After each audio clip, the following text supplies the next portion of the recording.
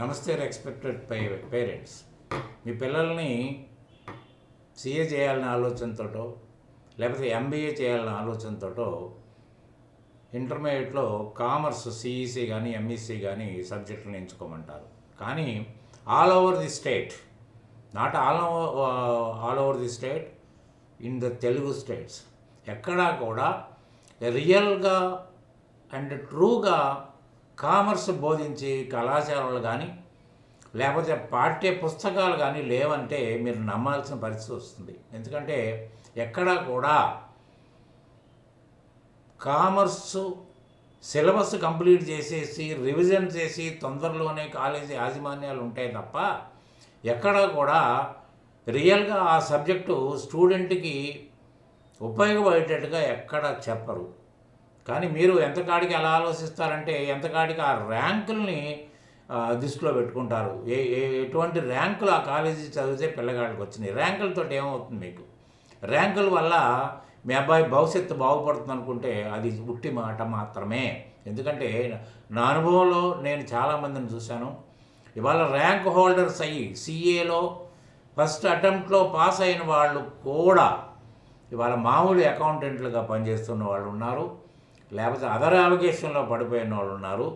వాళ్ళందరూ వాళ్ళు ఇండిపెండెంట్గా ఒక ప్రాక్టీస్ చేయగలిగిన సమర్థత వాళ్ళ దగ్గర లేదంటే కూడా మీరు నమ్మాల్సిన పరిస్థితి. ఎందుకంటే ఎక్కడా కూడా, ఎందుకంటే కామర్స్ యొక్క ఇంట్రడక్షను మీకు దీంట్లో జరుగుద్ది, ఏది మన ఇంటర్మీడియట్లో జరుగుద్ది. ఎక్కడా కూడా కామర్స్ యొక్క రియాలిటీ కానీ కామర్స్ యొక్క అవసరం కానీ కామర్స్ చదువుకోవటం వల్ల భవిష్యత్తులో పొందబోయే ఛాన్స్ కానీ ఎక్కడ కూడా మన పుస్తకాల్లో రాసలేదు. ఎక్కడ కూడా మనకి ఆ ప్రోత్సాహకాలు కూడా లేవు. అంటే చాలామంది లెక్చరర్స్లోంచి నేను మాట విన్నదంటే ఏముంది, కామర్స్ వల్ల పెద్ద ఉపయోగం ఏమి ఉండదు, ఏదో వస్తే 15-20 వేల రూపాయలు ఉద్యోగం వస్తుందని అంటారు తప్ప ఇంకోటి కాదు. అంటే దానివల్ల ఏమవుతుంది అంటే సాఫ్ట్వేర్ చేస్తే బ్యాక్ ఎండ్లోనూ ఫ్రంట్ ఎండ్లోనూ తీసుకుంటే లక్షల శాలరీస్ వస్తాయి కదా, కామర్స్ చదివి ఏం ఉపయోగం అనుకుంటారు. కానీ కామర్స్ అంత అద్భుతమైన కోర్సు, ఈజియెస్ట్ కోర్సు ప్రపంచంలో లేదంటే కూడా మీరు నమ్మాల్సిన పరిస్థితి వస్తుంది. ఎందుకంటే ఒక కామర్స్ చదివిన క్యాండిడేట్ మాత్రమే ఫైనాన్షియల్ అడ్మినిస్ట్రేటర్ కాగలుగుతాడు, మొత్తం పెత్తనం తన చేతిలో పెట్టుకోగలుగుతాడు, కంప్లీట్ బిజినెస్ ఆర్గనైజేషనే తన గుప్పెట్లో పెట్టుకోగలుగుతాడు, మునిగిపోయే నావను కూడా పైకి లేపగలుగుతాడు, ఆర్థికంగా చిదిగిపోయిన వ్యవస్థను కూడా దాన్ని మళ్ళీ పైకి లేపగలుగుతాడు, ఆశించిన లాభాల స్థాయికి తీసుకెళ్ళగలుగుతాడు. ఇన్ని సలహాలు ఇవ్వగలిగిన వాడు ఓన్లీ కామర్స్ స్టూడెంట్ మాత్రమే.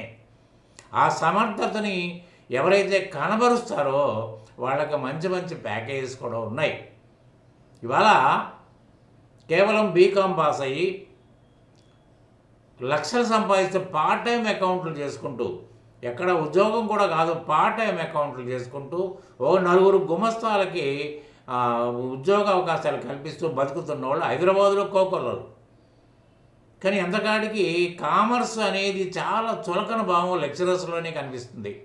కానీ మరి వాళ్ళు అనుభవించాలంటే కాదు. ఎందుకంటే 12 నుంచి 15,000 రూపాయల శాలరీ తీసుకుంటూ కూడా ఇంటర్మీడియట్ నుంచి డిగ్రీ చెప్పేంత లెక్చరర్స్ ఉన్నారు మహానుభావులు. కూలి పని చేస్తే 30,000 తగ్గాల. కానీ 10-12 వేలకే నువ్వు లెక్చరర్గా పనిచేస్తున్నావు అంటే నువ్వు ఎంత సమర్థుడివే, నీ సమర్థత పక్కన పెట్టేసాయి. అంటే నీ వల్ల పిల్లల యొక్క భవిష్యత్తును కూడా నువ్వు కాడ రాసేస్తున్నట్లు లెక్క. అటువంటి లెక్చరర్స్ ఉన్న కాలేజీలో మన పిల్లల్ని చేర్పించి ర్యాంకులు పొంది సంతోషపడిపోతున్నాం, పార్టీలు చేసుకుంటున్నాం. కానీ పుస్తకాలు కూడా వెరిఫై చేస్తే అప్ టు ది మార్కులు లేవు. ఎక్కడా కూడా పుస్తకాల్లో ఎక్కడా కూడా ఏదైతే అవసరమో అకౌంట్స్ అడ్మినిస్ట్రేటర్ కావడానికి ఏ చాప్టర్ అయితే అవసరమో ఆ చాప్టర్కి లీస్ట్ ఇంపార్టెన్స్ ఇచ్చారు. ఆ చాప్టర్ జర్నలైజేషన్ ఆఫ్ ట్రాన్సాక్షన్స్, అంటే recording of transactions. Common sense point ఇది. అసలు బిజినెస్లో ఏం జరుగుతుందో చెప్పగలిగితే ఎందుకు జరిగిందో చెప్పగలుగుతాము, జరిగిన దాని యొక్క ఫలితం ఏంటో కూడా చెప్పగలుగుతాం. దాన్నే పక్కన పెట్టేస్తే దానివల్ల ఉపయోగం ఏంటి? అంటే ఏదైతే ఇంపార్టెంట్ చాప్టర్ అసలు దాన్ని బట్టి అర్థమవుతుందండి. రైటర్ కూడా, పుస్తకాలు రచయించే రైటర్ కూడా అకౌంటెంట్ యొక్క ఆ, ఇది ఉన్నతి ఆయన కూడా గ్రహించలేదనే అర్థం. ఏదో చేసేస్తే ఏదో బట్టి పట్టేసి పాస్ అయిపోతారు. ఎందుకు బట్టి పట్టాలి? ఎప్పుడు బట్టి పట్టాలి? రాని చదువునే బట్టి పట్టాలి. ఎగ్జామినేషన్ అప్పుడు కూడా రివిజన్ చేసుకునే క్లాస్కి వెళ్ళాలి. అర్థవంతమైన చదువుని ఏనాడైతే చదువుకుంటారో అది మైండ్లో స్టోర్ అవుద్ది. మీరు చచ్చేంత వరకు అది మీ దగ్గర ఉండిపోద్ది. ఏనాడు కూడా ఎగ్జామినేషన్కి ప్రిపేర్ అయ్యి వెళ్ళాల్సిన అవసరం లేదు. కానీ అలా జరుగుతుందా? ఎన్నిసార్లు రివిజన్ చేస్తే కాలేజీ అంత గొప్పది, ఎన్ని ర్యాంకులు మూట కట్టుకుంటే కాలేజీ అంత గొప్పది. ర్యాంక్ హోల్డర్స్ కూడా నా దగ్గర వచ్చారు. నా దగ్గర కోచింగ్ కోసం వచ్చిన వాళ్ళు ఉంటే ఆఖరికి బేసిక్ నాలెడ్జ్ కూడా వాళ్ళకి గుర్తు లేదంటే అంటే ఆ ర్యాంకులు ఏం చేసుకుంటారు? ఆ ర్యాంకులు మీకు ఉద్యోగం తెచ్చిపెడుతుందా? మీ భవిష్యత్తును తీర్చిదిద్దగలుగుతుందా? మరి ఎందుకు ఆ ర్యాంకుల కోసం మీరు ఎందుకు తాపత్రయపడుతున్నారు? మీ పిల్లలకు ర్యాంకులు వస్తే మీరు ఆనందపడతారా? కాదు.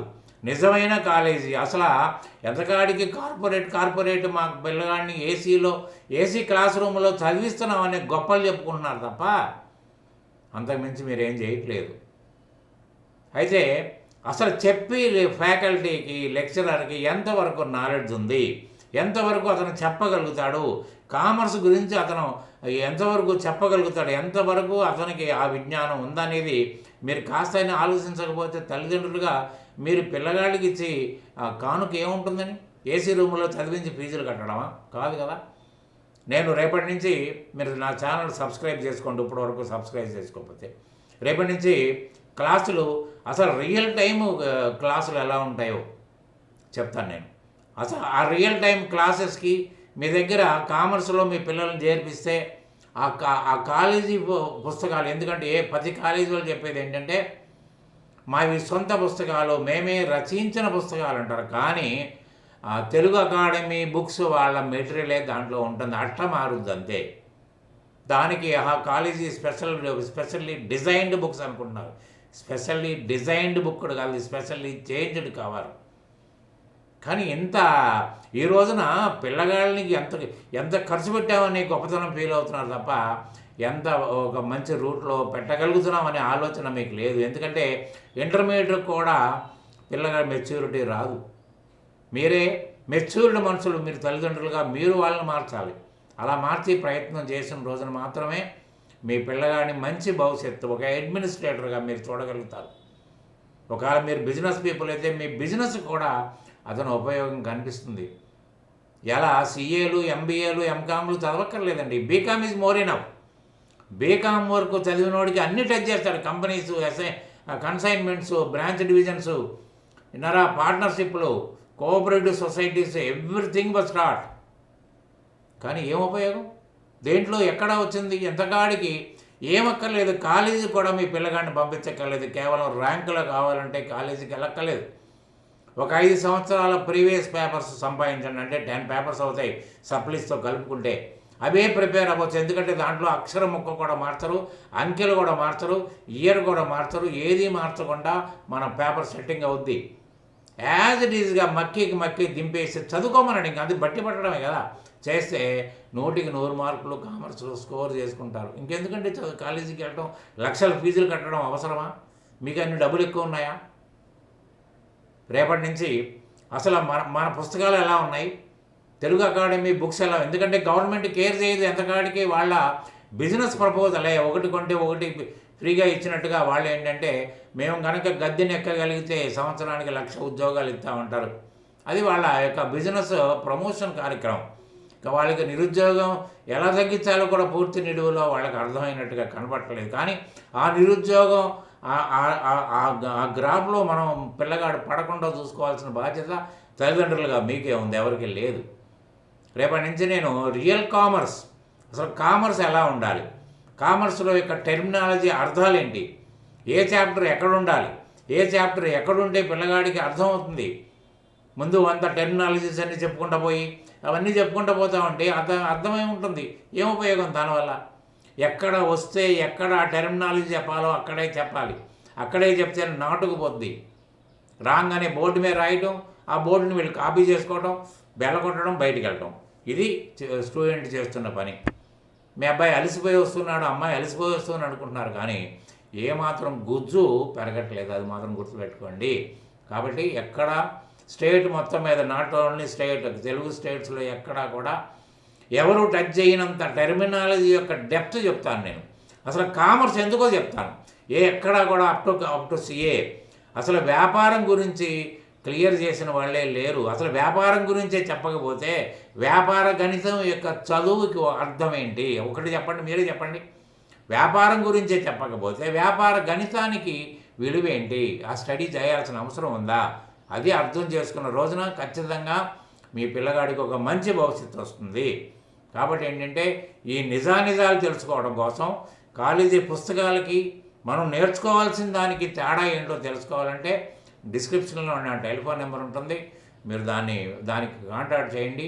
మీ అమ్మాయినో అబ్బాయినో ఎమ్మడి పెట్టుకుని నా దగ్గర రండి, నేను ఆడిటర్ని.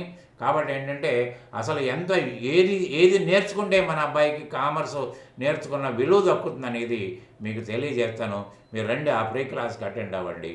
మీరు దీని ఇది బాగుంటే మీ ఫ్రెండ్స్కి మీరు రికమెండ్ చేద్దరు. Thank you very much. Good day.